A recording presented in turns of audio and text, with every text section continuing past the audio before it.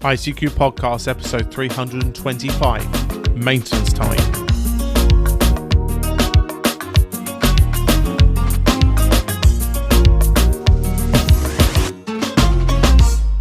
Well, hello and welcome, fellow amateur and radio enthusiasts, to this, our 325th episode of the ICQ Amateur and Radio Podcast. Supported this episode by Kelly Breed and Nesta Jakovides, 5B4 Alpha Hotel Zulu, and of course our very much appreciated monthly and annual subscription donors. In this episode, I'm joined by Dan, KB6 November Uniform, Edmund, Mike 0, Mike November Golf, and Leslie, Golf 0, Charlie India Bravo, to discuss latest news in brief. Myself, Colin M6BOY, then rounds up the news in brief, and this episode's feature is a feature regarding maintenance time.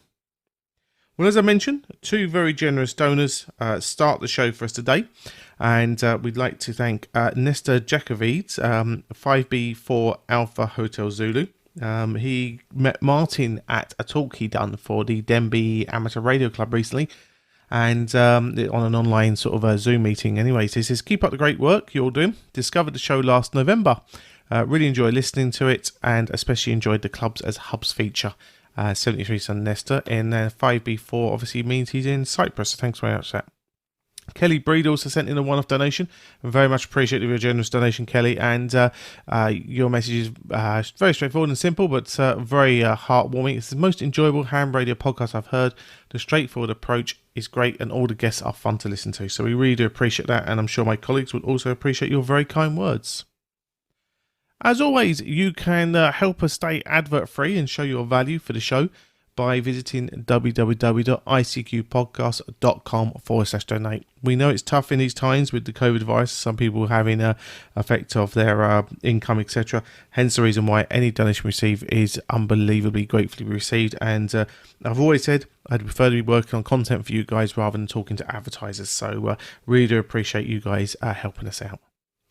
Right, now let's get on with the show, and as I say, this episode I'm joined by Dan, Edmund and Leslie to discuss latest amateur ham radio news, including a blind man's massive antenna, and the ARRL seeks clarification of amended amateur service RF safety rules. As always, guys, I really hope you enjoy. Well, hello everybody, and welcome to this episode's News Roundtable, episode 325. And today I'm joined by kind friends and colleagues to review the news here over the last fortnight. So first, I'd like to welcome from across the pond, Dan, KB6 November Uniform. Good day to you, Dan. Hope all's well with the family. Yep. Good evening, guys. How are you all doing? Yeah, great. And as I say, the wider ICQ family are also well. We got Edmund, Mike 0, Mike November Golf with us as well. Hi, Edmund. How's things? Hello, Colin. Hello, everybody. Yes, everything's fine down here on the south coast. Thank you. Fantastic. And last but never least, Leslie, Golf 0, Charlie India Bravo. Good day to you, Leslie. Oh, good evening, everyone. Do you know what? It's really good to be here tonight. It's hey, let's things have been happening, but hey, we're here today, and that's what matters. Exactly. Smiley faces on, and let's look positive about the world. Please accept Martin MNRB's apologies for missing Cherry in the roundtable this episode. He just has an appointment, unfortunately, this evening with work, and it's a very difficult thing to get out of. So I said I'd step in and give him the night off, so obviously he can sort that out and look after himself there. So he'll be back next episode, but more importantly, he'll also be back with us later on in the show at the feature and in the 73's wrap-up section at the end. Right, let's have a look at this news rundown here, and we're going to start off here in the UK. And RAYNET, or ARRL as it's known in the States, RAYNET have done a great bit of service here. They've been helping in relation to their communications, and one of those things is helping out elderly people, and particularly a news story of an elderly man who was running out of food, made contact, and the guys here swooped in to provide assistance. So as it's the UK, we'll pass this one over here to Edmund first. Isn't this a wonderful example of, again, amateurs helping people out when they're in need? It is indeed, and one of the unique things probably about amateur radio is that it can help or come into its own in ways that perhaps we haven't even imagined yet. And if you had said to me, even as recently as the turn of this year, think about a way that RAYNET might be helping fellow amateur radios in a way that they've probably never done before, I would never in a month of Sundays come up with this method of helping. So congratulations to everybody involved. I'm not a RAYNET man, and I never have been, so I'm disinterested. I'm not uninterested, obviously, but I'm disinterested. I don't have any personal axe to grind one way or the other. And serious respect to everybody in RAYNET who goes out and does things like that, because okay, I know this is never going to be headline news on the BBC at 1 o'clock or anything, but to that individual, that man, this would have made such a monumental difference to his life, and for that reason alone, it's really worth doing and a really good news story. So well done, RAYNET. Yeah, I think you've done a great bit of something like that. I mean, it does prove the point, Leslie, doesn't it? That listening out for fellow human beings who maybe need etc. is obviously something that we can do with the communication tools we've got. I mean, I know, personally, I've had a lot of the local repeats on here, even just listening through just to hear what's going on. And again, I suppose that's another thing as well. We always have a radio handy to listen through and see if there is someone who's looking out for help. I absolutely agree with that 100%. I mean, this is a really, really good story. But what we've got a strange situation here, and I don't know what it's like in other countries, but normally we don't talk to each other's neighbours. Amateur radios, we talk all over the world, but local neighbours, we really speak to each other. And what this has done, it not only help this particular gentleman, which is really good. It's increased the amount of activity on the bands on VHF and UHF, and also for non-radio amateurs as well. There's been an explosion of street WhatsApps groups and neighbours helping each other. So there is a lot of good coming out of what's been happening. Yeah, as you say, it's that focus on communication, isn't it? People are looking at ways they communicate, how they communicate, and end of the day, as you say, it's all talking. No matter how you do it, it's all talking, isn't it? So yeah, Dan, I'm sure there's stories very similar to this that are happening in the States. You might be able to enlighten us to. Well, I haven't actually heard of anything in particular like this, but here in Ann Arbor, our club is holding daily nets now, actually twice daily nets, at 10 and at 7 p.m., 10 a.m. and 7 p.m. And while no one's quite run out of food yet, if someone had gotten on the repeater and said, "Hey, I need some potatoes or something," I'm sure one of us would be willing to go out and get some for them.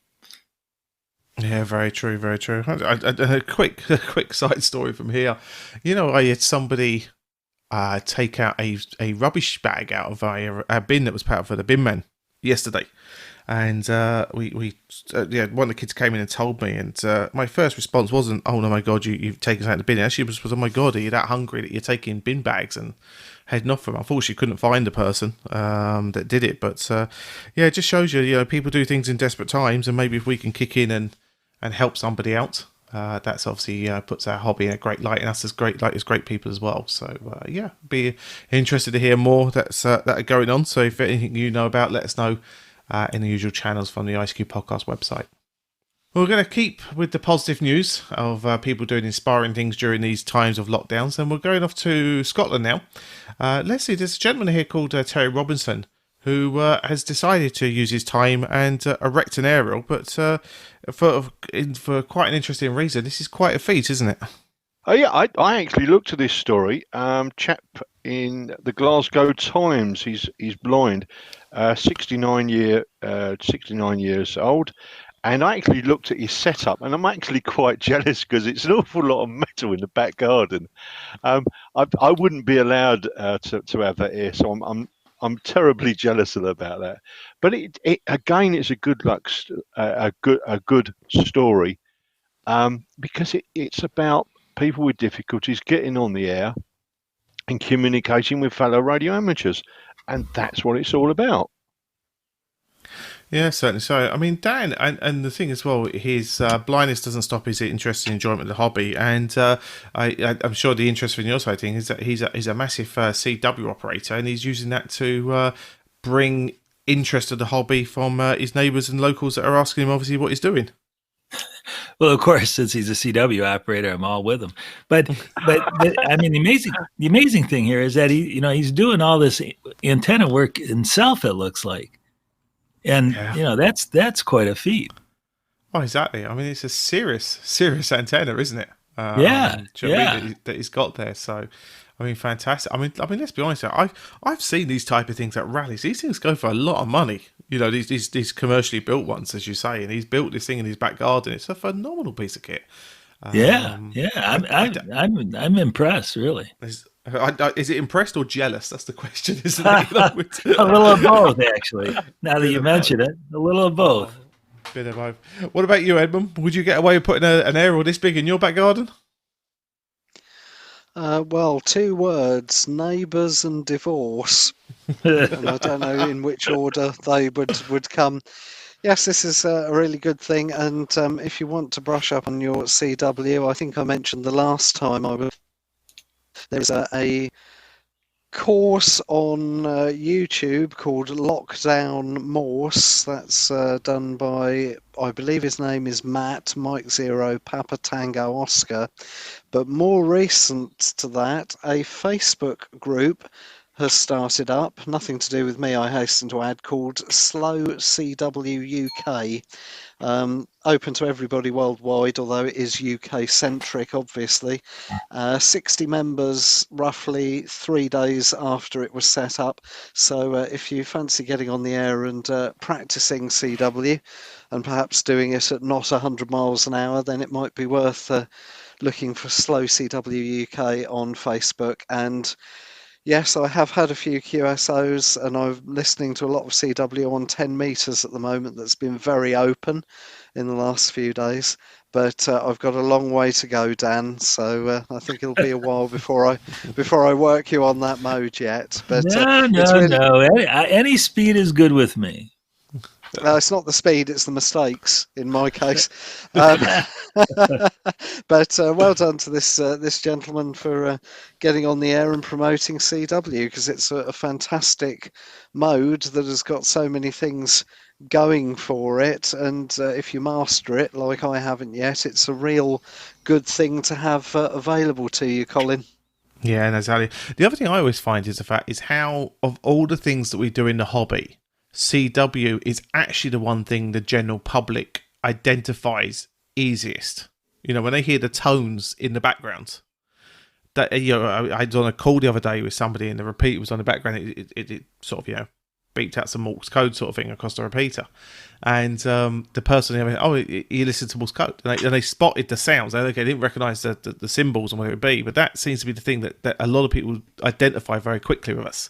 You know, Does draw their attention. Things like just draw their attention. Does it? So no, interested, and I think that just proves how relevant CW really is to our hobby. For anyone that says that it isn't, you know, it just shows how popular it is and how identifiable it is.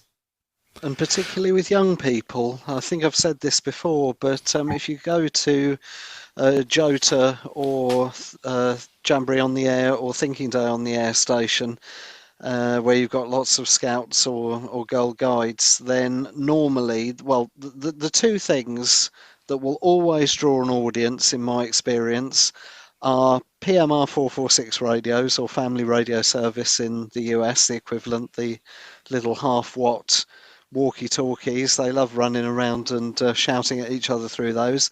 And the other thing that will always pull an audience and interest with them is if we've got a key and a buzzer and a send your name in Morse code certificate. Mm-hmm. So you're quite right, Colin. The fascination can be there amongst young people for CW. And it's so counterintuitive to what you think, isn't it? You know, you think all the funky new stuff would be the way they go, and you say it's sometimes just the easiest way, the easiest, simplest way of getting them interested. So yeah, definitely so. Well, for our next news story, I'm going to head across here to Dan to pick up the lead on this one, because we're heading off to the States, where the ARRL are seeking clarification in relation to amateur service RF safety rules.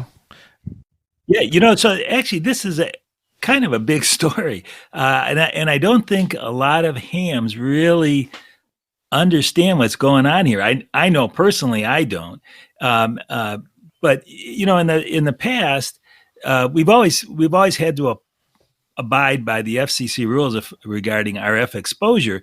But for most installations, especially if you're not running high power, it wasn't a big deal.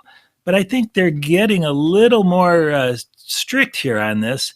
And I was just reading over the Federal Register here of the new rules that are going to be implemented, and it's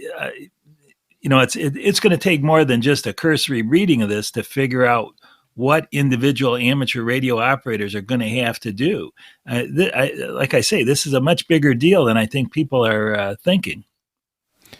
Yeah, and am I right in thinking you've got potentially 2 years to determine if you have to take part in this or you come under these regulations? But I suppose the question being is if you don't get ahead of this before it comes into play, then you've got to abide by it if you come under that guidelines, don't you? Well, right. It's just like anything. You don't want to wait till the last minute because this might be. It's not might be. It's going to be more complicated than you think. And if your type of operation is one that requires much more stringent analysis and reporting, and you wait till the last minute, you might not have enough time to really do it properly. And then having said all that, it all gets down to how much the FCC is really going to enforce these rules. We've always had I've never heard of anyone, for example, being called on the carpet for not complying with the current set of rules. And the FCC, it's kind of like your Ofcom. They're not really all too much interested in amateur radio. I just don't see them coming around and trying to enforce these rules. But I'm kind of gonna wait till I see the experts in amateur radio analyze what these rules mean, and then make it understandable for general hams like you and me. Yeah, no, certainly so. Edmund, having a look through this, do you think there's anything that could potentially affect any amateurs outside the States, or does it look like this one could just be for operation when we're in America?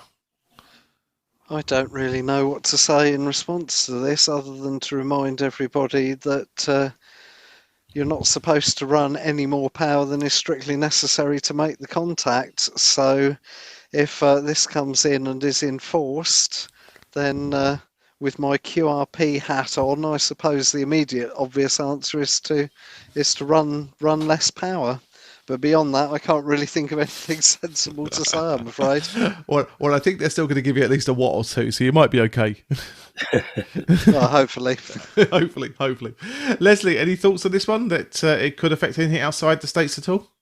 Oh, yes. I've been reading this one with interest because if you look at the rules, they're vague on what they're vague. They're not. They're written in legalese term. They're not written in engineering terms. So the engineers or the radio amateurs look at it and go, "What does this actually mean?" And the problem is it all becomes down to the near field, calculating the power density in the near field.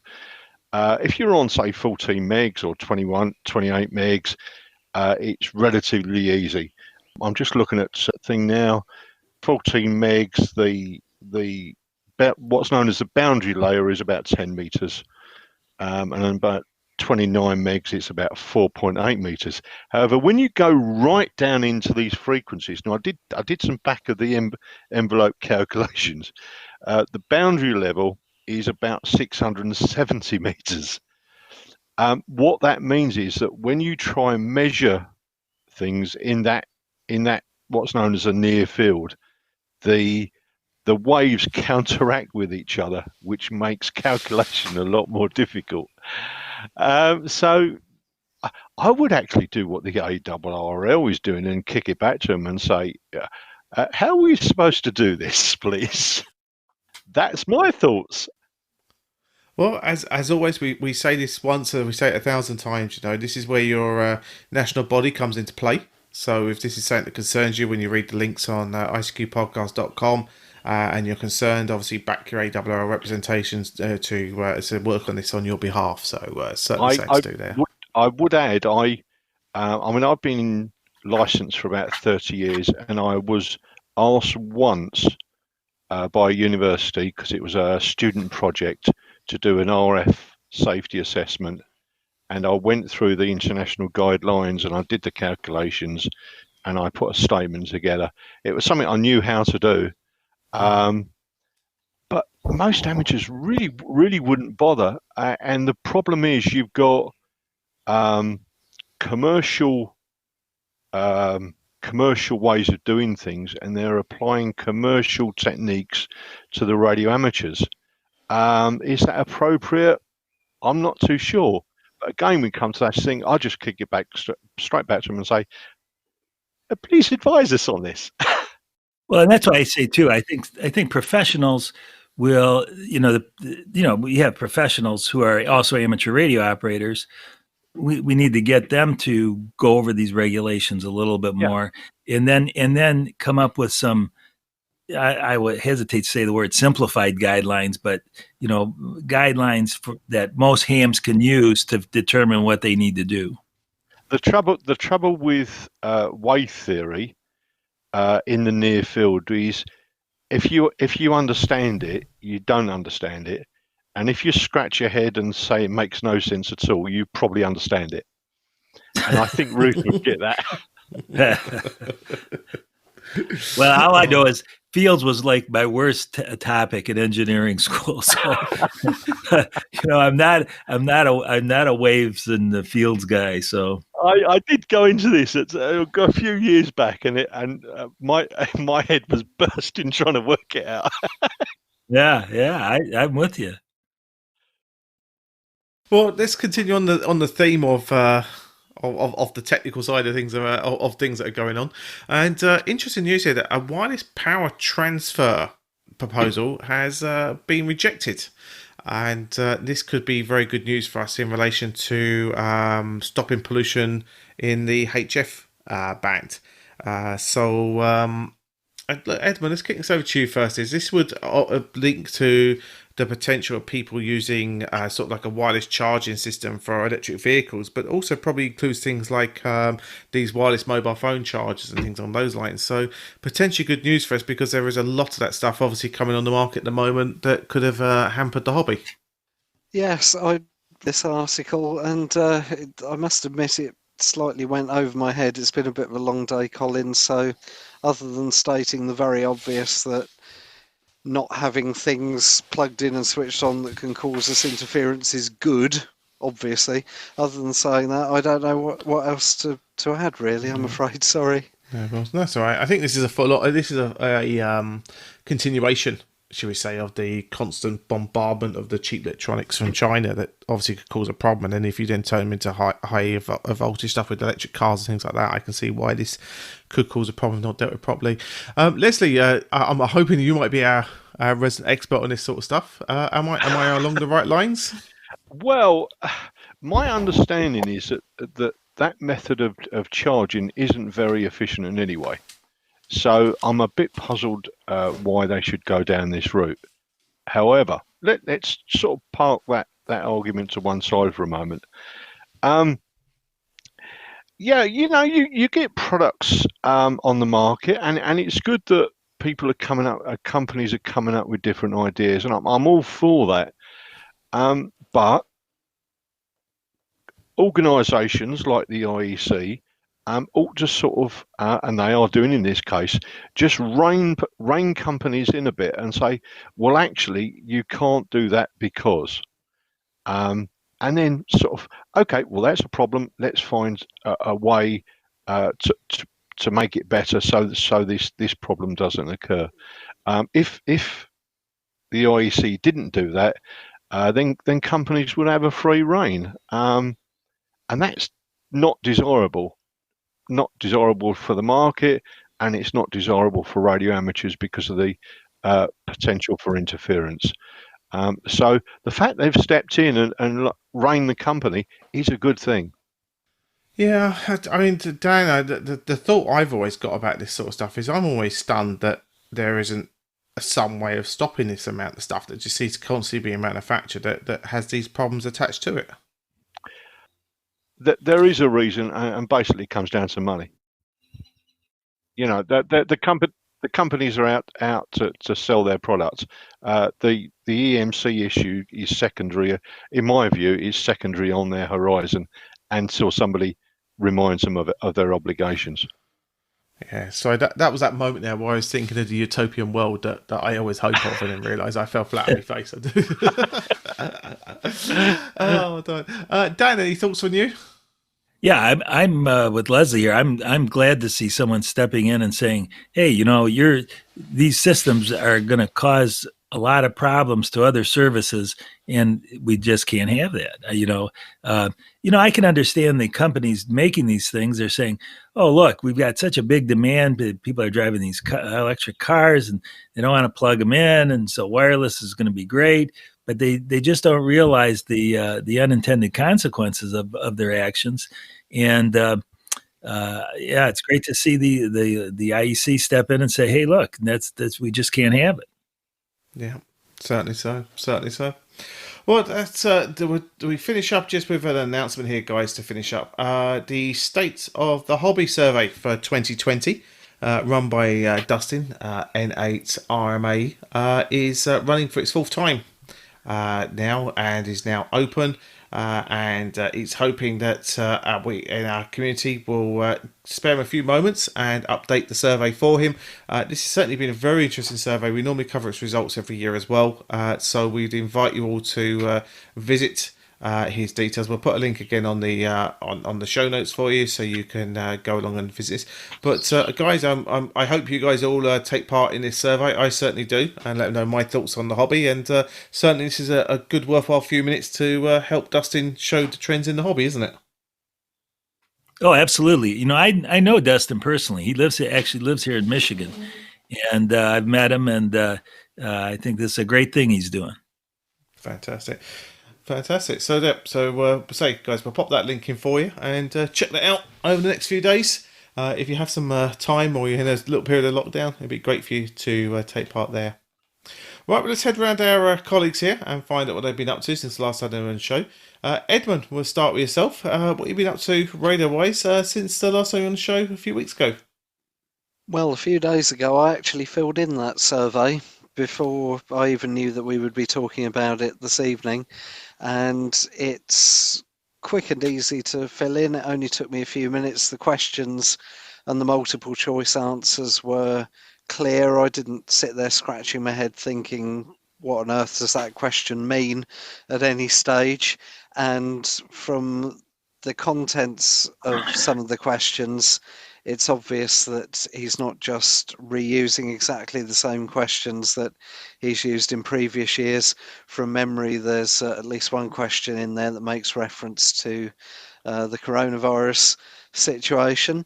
So I echo what's been said. Yes, it's well worth taking just a few minutes of your time to fill the survey in. In terms of what I've been up to, well, there have been quite a few nets happening locally that I've been participating in.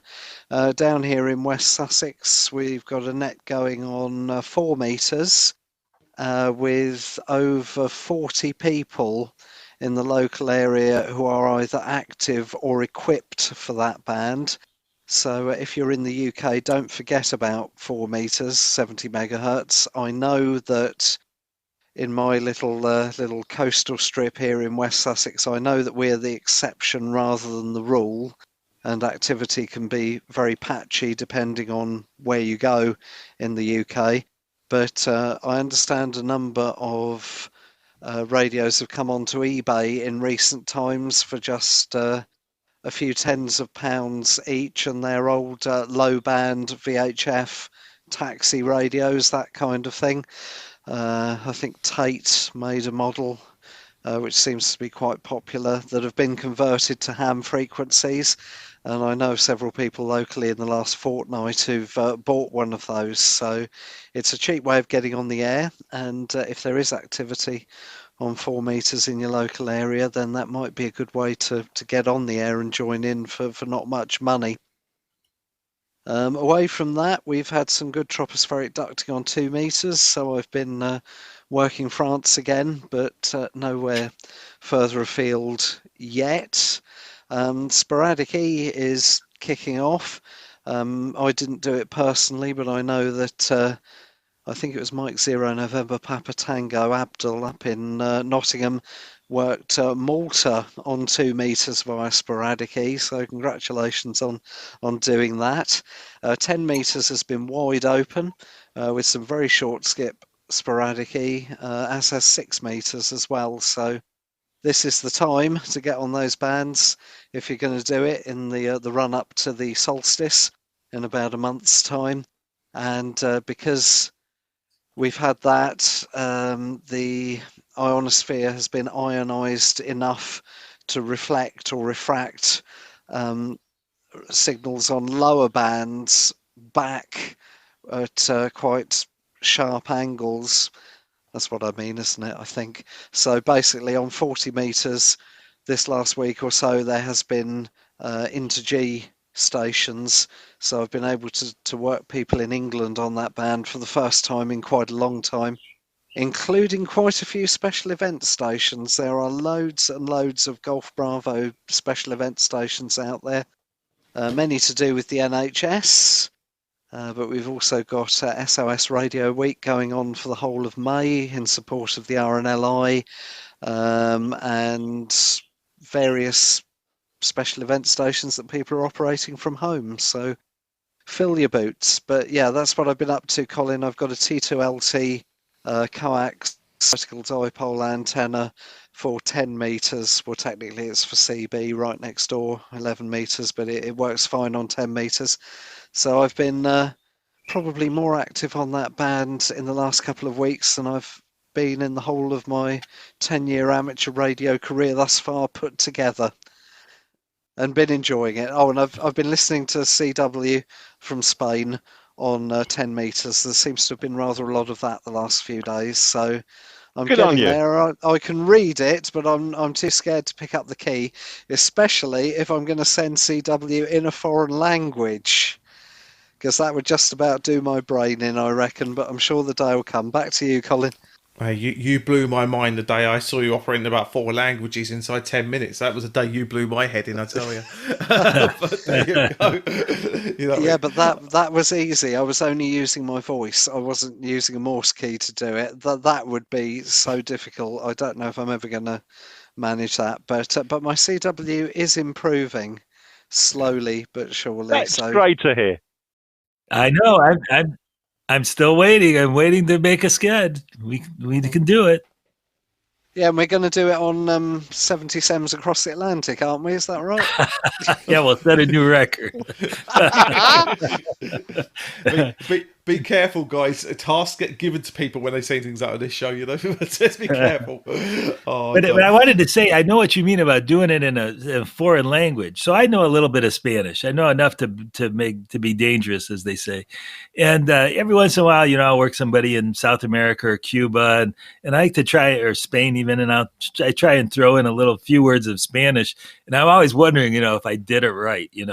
Like there should be an operating guide for Spanish that I could get my hands on that would tell me, like what I should say. You know what I mean? Yeah. Wouldn't that be a good thing? Like a cheat sheet you have in your shack desk, which gives you the translations for all the standard stuff. Yeah, and especially because, like in Spanish, the words are just longer in general, and so sending it in Morse code is long unless you use some kind of abbreviation, and you would think the Spanish language hams do that, but I've never seen a guide to that. Yeah. Yeah, if anyone knows, let us know, and we'll pass it on to Dan and update his shack with that information. Well, Dan, and to Edmund. And Edmund, yes, exactly. You'd also want one for French and German too, Edmund, wouldn't you? I have trouble enough speaking German at the best of times, it's sort of a mixture, a weird mixture of German and English that I do if I'm going to do that. Oh, one other small thing, talking about languages, there is a special event station in the UK with the call sign Golf Bravo Zero Golf Alpha Golf. Now, GIG is the same as NHS but in Welsh. I'm not going to try and say it in Welsh. And it's the Dragon Amateur Radio Club who are operating that from Wales, naturally enough. However, I am aware of at least one operator that they have invited to join them as a guest who is based in Essex. So if you work that station and the person you're speaking to has a very strong Essex accent, or at least not a Welsh one, then you haven't necessarily misheard the call sign. That really confused me earlier, and I actually contacted him this evening because I thought the band 40 Metres isn't open to Wales. I'm not hearing any other Welsh stations at all, and yet I've got a GB station that is based in Wales coming in 5 and 9 with an Essex accent. What's all that about then? And I thought, did I copy the call sign right or not? So just to be aware, if anybody else gets not caught out exactly by that, but it is legit, and you may find that they have drafted in operators elsewhere in the UK without Welsh accents, even though it's a special event station in support of the NHS in Wales, and fair play to them. It was great to get them in the log. Fantastic. And in relation to German, I'm always grateful we have Ed when we go to Friedrichshafen, because Ed looks after me and makes sure I get well fed and watered and well looked after. But the good news is that if he tries to wind you up with a waitress, they tell you the fact that he's like a Pinocchio and telling lies. But it's good fun to have an Ed Durant when you're in Germany, because he does look after you and make sure to say there's no language issues. He's the only person I've ever heard speaking German with a Birmingham accent. It's superb. Well, it's not Birmingham, it's a Yorkshire. Well, it's supposed to be a Yorkshire accent, mate, but don't panic. Oh, is it? I thought he was from Birmingham. He's a Brummie, isn't he? No, he's a Yorkshireman. He's a Is Yorkshireman. he? Yeah. I do apologise. I think you should cut that bit out. I got a confession. Which is? I was born in Yorkshire. Exactly. Yes, we have 3 Yorkshiremen on the show. We have 3 Yorkshiremen on the show. See, we're in trouble. We're in trouble. Very much so. Yes. White Chris Rose. Howard. Chris Howard is the 3rd. So there you go. Oh, of course. Yes. We're best part of the way to a Monty Python sketch then, aren't we? Exactly. Leslie, what you I been like up to to? see you all doing silly walks. Leslie, what you been up to before this descends into complete chaos? I know. I love chaos. Yeah. I just throw the scripts up in the air. What does that matter? You know. I know. Marty won't let me do this again if we completely mess this up. What have I been doing? Well, as you probably gather, there's certain circumstances in London at the moment. So anyway, I thought I'd start going through and servicing some of my equipment, and I cannot believe the number of handhelds that turned up at the various cupboards and crevices of this room. So I've been going through them, making sure they work, and making sure servicing them properly. Getting a bit of contact cleaner in and all that type of stuff. But I cannot believe how many there is. So that's one little thing. The 49er project I was making, well, I decided to scrap that because I made a bodge of it, and that's gone straight in the bin.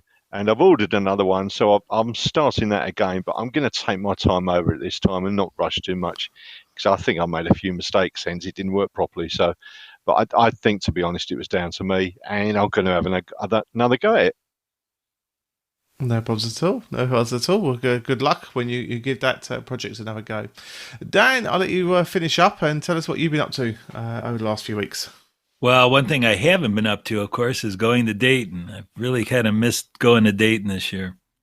But other than that, having said that, there were some activities here for people that do normally go to Dayton, and I participated in those. One was Online Contest University, That's a big thing on Thursday before Dayton actually gets started.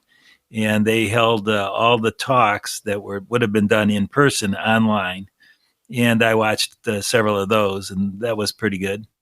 And then on Saturday, they had the Hamvention QSO party, which was a fun event. And people would get on, and the exchange was a signal report, which of course is always 59 or 599. And then the year you first went to Dayton. And if you had never been to Dayton, you were supposed to give the year 2020. And, the Hamvention started in 1952. And the Dayton Amateur Radio Association station was handing out 52 as their exchange. But the earliest one I worked after that is 59. And I forget the guy's call, but he first started going to Hamvention in 1959. So I thought that was something. So that's what I've been up to amongst my other activities. Yeah, there was a horrible moment last Wednesday where I suddenly realised I should have been on an aeroplane flying over to Dayton. And that was a horrible moment, and it did put a really downer on the day after that, I must admit. Yeah. But, yeah. Did you guys see the cartoon about that? No, I didn't actually. Oh, there's a cartoon floating around, at least here in the U.S. It's a 2-pane cartoon. The first one shows a guy sitting in his yard next to a table with some radio gear on it, and he's under the sprinkler. Yeah. In the next pane, his wife comes out and says, "Oh, I know what you're doing. You're pretending you're in Dayton." Because it always rains in Dayton, Not when we're there, Dan. Not when the Europeans come over. It was glorious. Well, I know sunshine. we really had good weather last year, which was odd, but that was good. I really enjoyed that cartoon. You can see it on my blog. I have it on my blog. Oh, fantastic! And that blog address to remind for everybody, Dan? kb6nu.com. And there you go. Check that out. Right, guys. Thank you very much for joining me today for the News Roundtable. As I'd like to thank Edmund, Mike Zero, Mike November Golf, Leslie, Golf Zero, Charlie India Bravo, and Dan, KB6 November Uniform. Guys, thank you very much for joining us. And we're now going to head over to the news in brief and then on to the features. Catch you all later, guys. Thanks a lot. 7-3, guys. Cheerio. 7-3. For all the news, links and information, visit www.icqpodcast.com.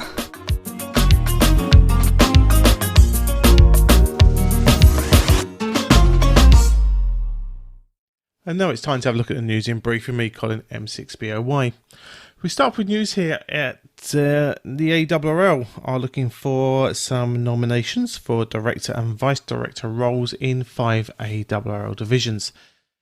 This will be for a 3-year term starting in January 2021. So the 5 affected divisions is the Atlantic Division, the Dakota Division, Delta, Great Lakes, and the Midwest. Nominees will be asked to provide information concerning employment, ownerships, investment interests, and other financial arrangements to ensure compliance with the conflict of interest policy that the ARRL have. So basically a great opportunity here to help out your hobby. All you need to do is to submit your details to the ARRL president no later than noon on the 21st of August, Friday 21st of August. As I say, secretaries will be notified of each candidate's name and call sign, and candidates will have until then, a couple of weeks later, to submit a 300-word statement and a photo for distribution with the election ballots. So good luck for anybody who puts themselves forward, and wish you all the best in that election if that's of interest to yourself. This is a very interesting news story I found. This is a US federal judge in Virginia. He's given permission to retrieve the Titanic's Marconi wireless gear, which transmitted the distress calls from the ocean liner as it sunk in its maiden voyage. Judge Rebecca Beach Smith of the US District Court in Norfolk ruled that the radio gear is historical and culturally important and could soon be lost within the rapidly decaying wreck, which of course was now over 100 years old. So interesting times here, something to keep an eye on here, because certainly the raising of this gear, this radio rig there on the Titanic, I'm sure would be very magical, and certainly something that would certainly interest a lot of people, not only in our hobby but of course in the wide audience. So as I say, we'll be watching this one of interest and report back more information as it becomes available. Right, now we head over to our features episode, which is a feature regarding maintenance time. As always, guys, hope you enjoy.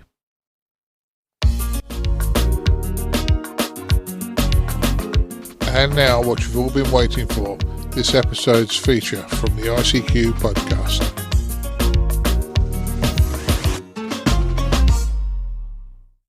Hi guys, for this feature I wanted to mention maintenance time.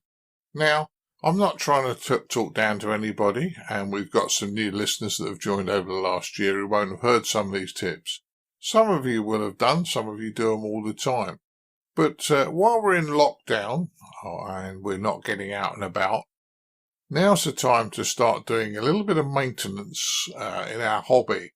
Now, a number of you are probably waiting for the new ICOM 705 to come out, or a particular rig you're going to buy fairly soon.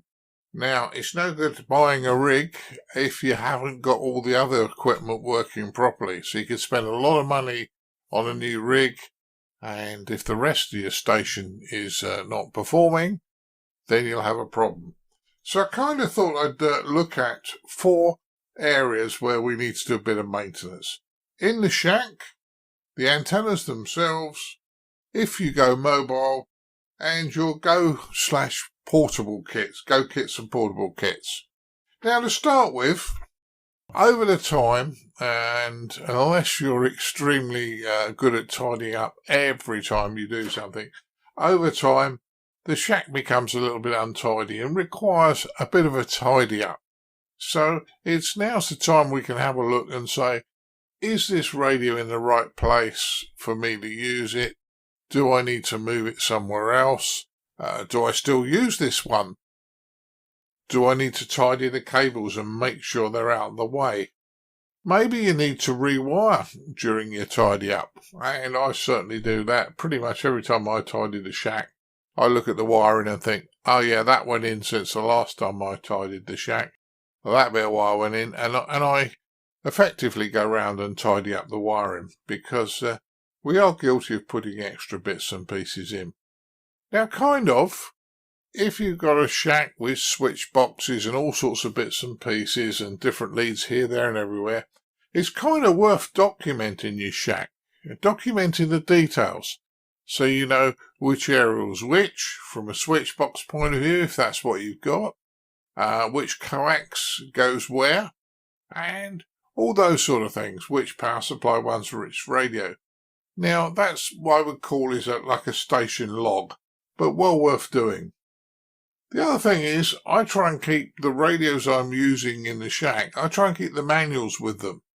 Now, it's not always the actual manual. Sometimes I go on the internet and download the PDF file and keep a copy of the manual in the shack. And that's quite a good way of doing it, because it means I can write and scribble all over the PDF file once I've printed it, so that I keep the original manual in pristine condition. So that's quite useful. I like that one. And I know I've mentioned that one before, but for some of our new ones, they may not have worked that one out. Now, power supply voltages. How often do we check power supply voltages? They may go up, or more likely to go down in value. So it's worth putting a multimeter on the power supplies when they're on load and seeing what voltage output they're giving you. And if you transmit, and make sure they don't drop too much when you're transmitting. They will drop a little bit, even a regulated supply, but double check your power supply. And the other thing is, if you are no longer running 13.8 volts, for argument's sake, into your radio, then you may think you're running full power, but your radio will back the power off depending on what the input voltage is. So you might think you're running 10 watts or 100 watts, depending on the radio, and it might be running 10% lower or even less. So kind of is worth checking the power supply voltage and make sure they're okay. Another thing is worth doing is checking that the power out of the rig is good. Now, to do that, obviously, us old hands would use a dummy load and a power meter. For those guys who've just passed their test recently, dummy loads are worth having, and I've talked about them in the past, but I'll reiterate this here. Make sure you get a dummy load that's capable of working at the frequencies you're going to test, because some of them, and I have seen dummy loads that are 1-to-1 at HF and about 4-to-1 at UHF. So, it might be a carbon resistor, but the way it's put together and built, an extra capacitance and things, inductance, you may find at UHF it's very bad. So if you're going to check, make sure you use a dummy load that's sufficient for the frequencies you're going to check. Now, the other thing is, and we probably all do this, but it's such a pain, is making sure your shack computer is up to date, making sure the patches are fixed, making sure the virus update has been done, and just generally have a bit of a clean out. If there's files on there you don't need, they might just be worth getting rid of. So that's a shack computer problem, which often happens, and you'll probably find that along with the rewiring I talked about earlier, there'll be rewiring of computer cables, very definitely, I would assume. Now, this one sounds too obvious to be true. Pens, pencils and paper. Now, pens, pencils and paper, you need a pen and paper to be able to scrawl things down very quickly, making notes while you're on the air. However, the rest of the family know that you've got pens and pencils and paper and stationery type items in your shack. Guess where they come for when they need a pencil and you're not around, or a notepad or whatever? They're likely to tea leaf your pens and paper. So, before you start operating, just check, and if you've got a pot where you keep your pens in, it might be worth replenishing that and making sure it's up to date. Now, more seriously, we need to really check for harmonics. Now, 20 years ago, this used to be part of your licensing, and you used to have to check to make sure that you weren't putting out harmonics of sufficient level. And we used to have a thing called a wave absorption meter. And that would then, you tune through and you look for the second harmonic and the third harmonic of your signal to see if your low-pass filter is working properly. Now, don't worry, newbies, if you don't have a wave absorption meter. You can actually effectively do it with another radio. So if you work out that the third harmonic is 3 times your signal, then away you go. So if you're transmitting on 50 megs, the second harmonic will be 100, the third harmonic will be 150 megs. So if you look around 150 megs and you see a massive signal, I would suggest you start investigating and trying to work out. Now, another thing that hits me pretty hard, because I live on the main road, is loose connectors. Over time, connectors come loose. Not just aerial connectors, things like the screws in mains plugs and all those sort of things. Because as traffic goes up and down the road, obviously there's vibration, and houses vibrate a bit and that sort of thing. And screws do come loose. So it is worth sometimes just undoing the plugs and tightening the screws up, and just generally having a good look around at all your plugs and connectors to make sure they're tight. Now, I'm sure there's plenty more I could have talked about in this shack, but let's move on to antennas. Antennas, if they're outside, check the nuts and bolts. Make sure they haven't come loose. I mean, in the winter, if we've had winds, they've been rocking around on tops of your mast, and all those vibrations can make the bolts and nuts come loose. So, well worth a check that you go and check those. And let's face it, we've got plenty of time at the moment while we're in lockdown. Ensuring that they're tight and lubricated. Now, once you've checked the bolt is tight, maybe lubricate it or put a bit of grease over the top or whatever to stop it rusting, so that next time when you have to take it down or do anything, you will get a much easier operation, because the bolt won't be rusted on. Also, check ropes for UV damage. Now, ultraviolet light is a pig.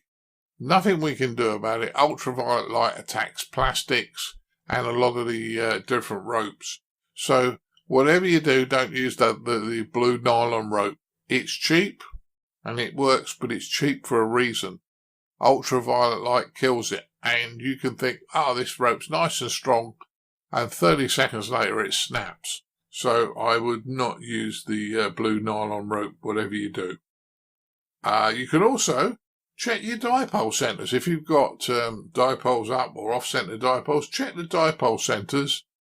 Make sure all the connectors on there are good. Check any balance and insulators, the insulators at the far end. Make sure they haven't got cracks in them where water can get in, and you can then start have an effect of your antennas goes off resonance because it lengthens, because your insulator's breaking down. So that's worth a check. Check your sealing tape. Now, I say sealing tape, I mean self-amalgamating tape on cables. That's worth just double checking and making sure it's good, because often self-amalgamating tape can be damaged by UV light. So often, if you make a joint, wrap it in self-amalgamating tape and then wrap it over with electrical insulating tape. The electrical insulating tape won't make it waterproof. That's what the amalgamating tape does. What the electrical tape does is actually just keep the UV light off it from damaging. Obviously, we talked about antennas before, and when I was talking about coax, check your coax for breakages.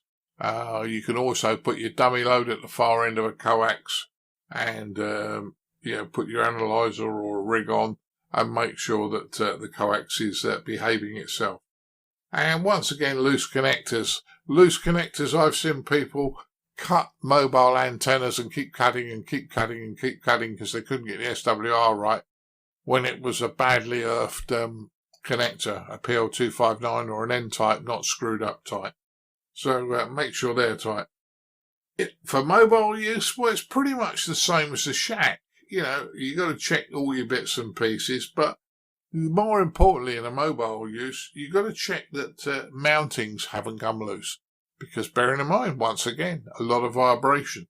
And the last thing you want to do if you have an accident or whatever, you don't want a heavy radio flying back into you like a missile. So, make sure it's bolted down properly and you're not going to have any problems with that. Check your antenna mounts, whether they're gutter mounts, whether they're on the roof bars, mag mounts, whatever. Just give them a good check over because they don't last forever. People think, put it on a car and it'll last 50 years. No, it won't. They wear out. They do suffer ultraviolet light.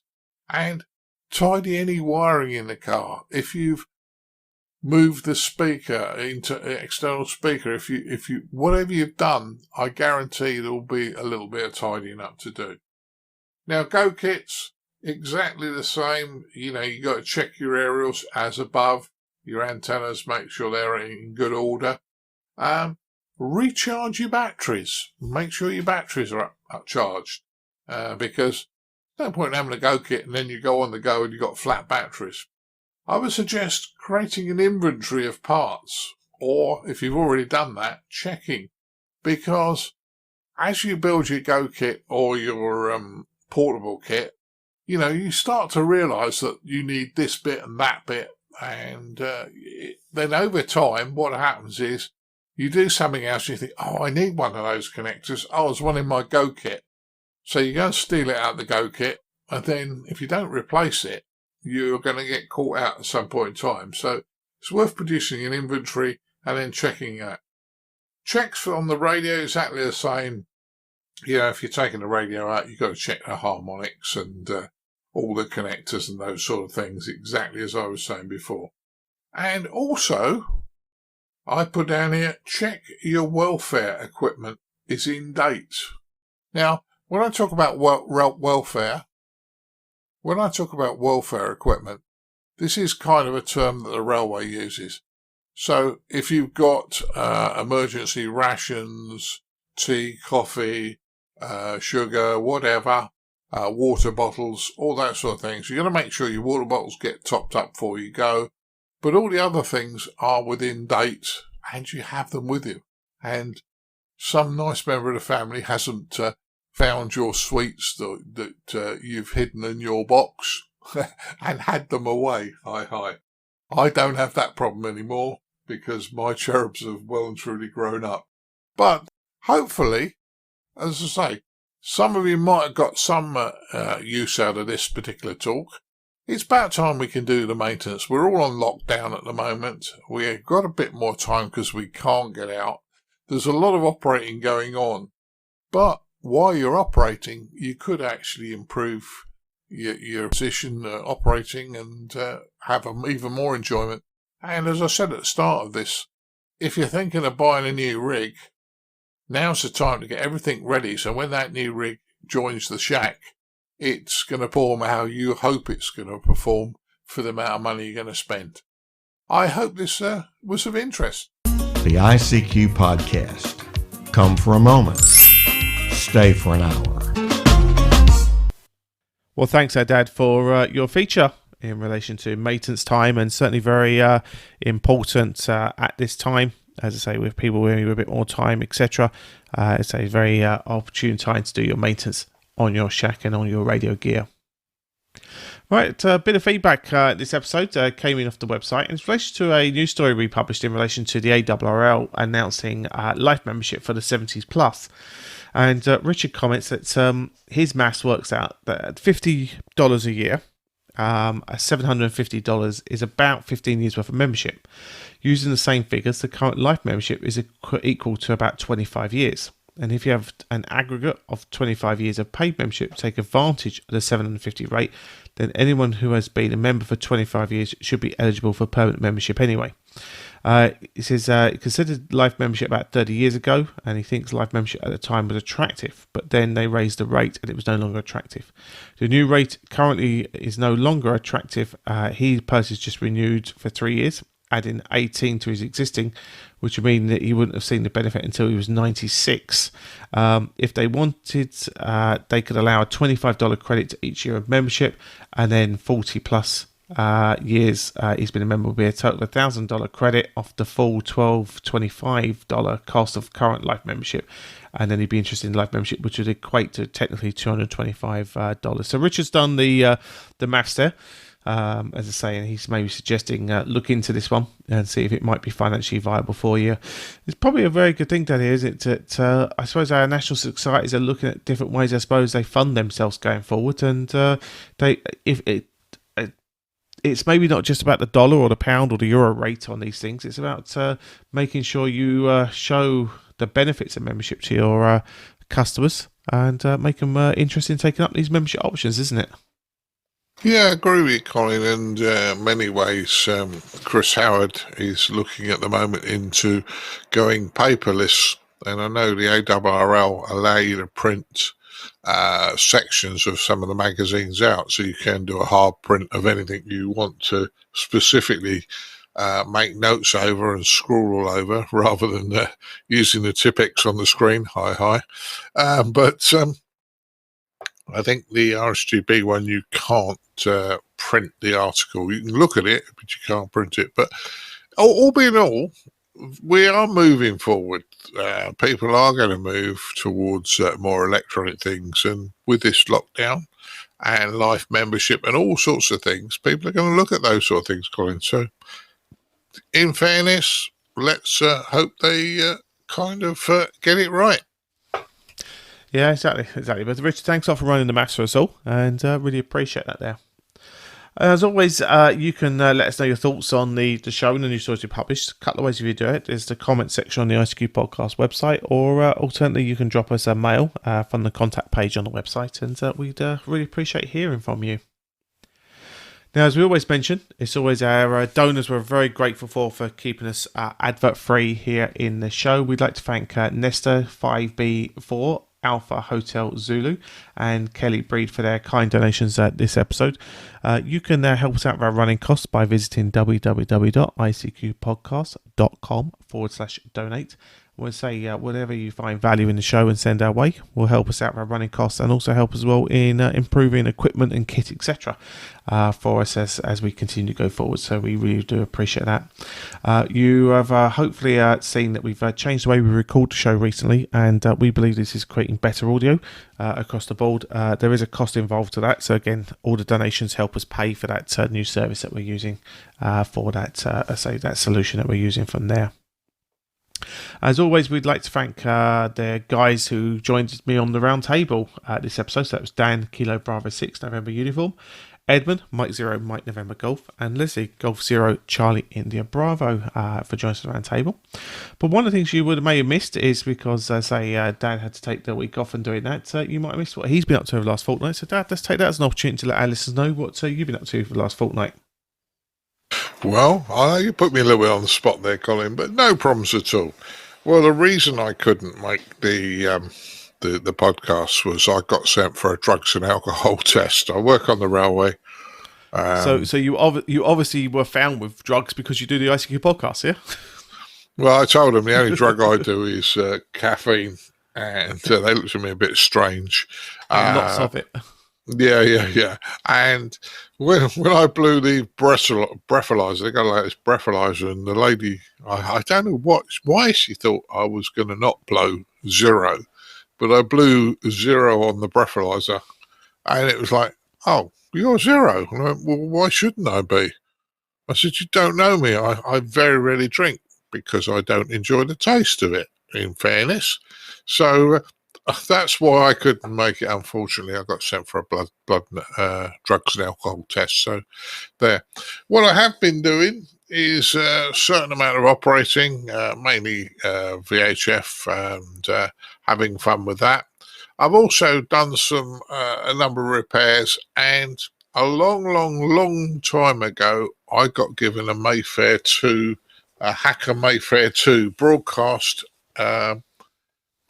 radio for the VHF broadcast band on FM. It only goes from 88 to 104 because back in 1962 that's what it did. And last weekend I renovated all the electronics in it, and I've renovated it not as a museum piece. I've renovated it as a radio that I want to use.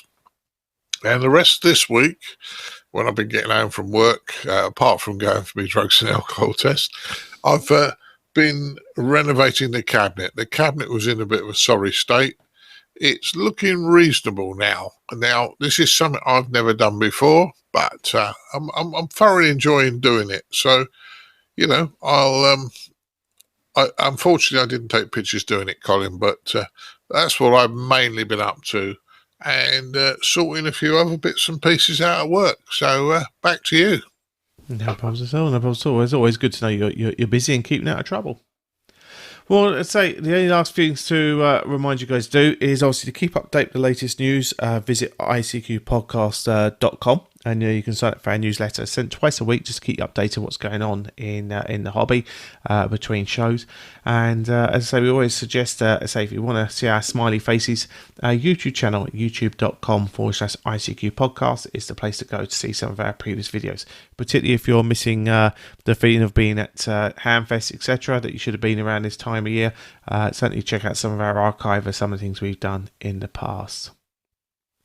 Well, just last thing now to do, Dad, is to look after Mrs. B. And I understand there might be a bit of an exercise down to the end of the road to pop down to the shops, and maybe while you're down there, you could see if you could take on a cup of tea while you're down there, or if not, bring back Chocky Bickies for a cup of tea in the garden.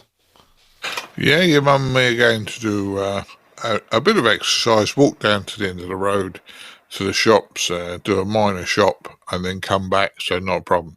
Just a couple of quick things, Colin, I should have mentioned. Came across Nesta, the nice gentleman that donated 5B4AHZ, a few weeks ago when I did a talk for Denbydale Amateur Radio Club, and Nesta sent me a massive email. I replied to you, Nesta, and very interesting what you said to me, so that's great. And it's nice that our hobby is international and we do share things, so that is really good. And it's all happening now, Colin. So I think there's a lot going on in the hobby at the moment, and guys, just keep doing what you're doing. Very true, very true. Well, guys, that about wraps up the show. So I'll bid you all 73s, and we'll see you all in a fortnight's time. Look after yourselves, all 73s. Yeah, 73.